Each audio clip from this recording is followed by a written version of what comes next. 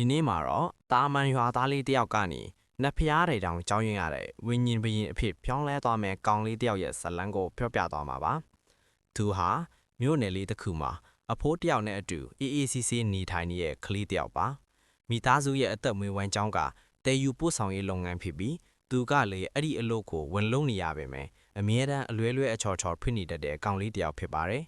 အလုပ်မှာပြဿနာတွေမကြာခဏကြုံရတတ်လို့လူတွေကသူ့ကိုတာမန်ကလေးလိုပဲထင်မြင်ကြပါတယ်။ဒါပေမဲ့သူ့မှာတခြားလူတွေမရှိတဲ့ထူးခြားတဲ့စွမ်းရည်တစ်ခုရှိနေပါတယ်။အဲ့ဒါကတော့အလျက်စီးတစီလိုမြန်ဆန်းပြီးဘသူမှလိုက်မမီနိုင်တဲ့အပြေးစွမ်းရည်ပါပဲ။သူ့အတွက်တော့အဲ့ဒီစွမ်းရည်ဟာအသုံးမကျတဲ့အရာတစ်ခုလို့ထင်ရပေမဲ့တနည်းမှာတော့တဲယူပို့ဆောင်ရေးအလို့အတွင်းလုံးမိတဲ့အမားယွန်းတစ်ခုကြောင့်လူဆိုးဂုံချူကြီးရဲ့အာရုံစိုက်မှုကိုခံလိုက်ရပါတယ်။အဲ့ဒီတခဏအတွင်းမှာသူ့ဘဝဟာလုံးဝပြောင်းလဲသွားခဲ့ပါတယ်။